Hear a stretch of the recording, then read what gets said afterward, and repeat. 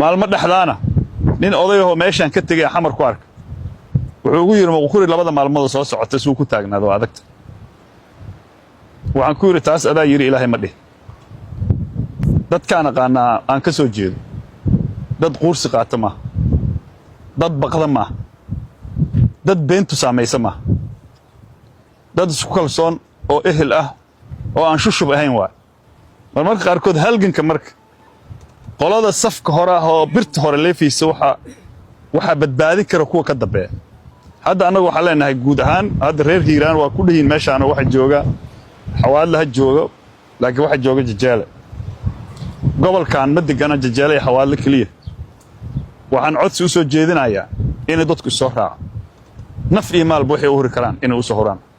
gadaal waana la ka dambeeyaa galmuduga naga dambeeyay galgududa naga dambeeyay walaalaheena jilhada waa gacan banay olma saarna kan haduu meeshan ku adkaado oo malaymaha inuu xaqana qorshuhu yahay inta qabsay xaqqa dhaaf inuu yahay aniga ilama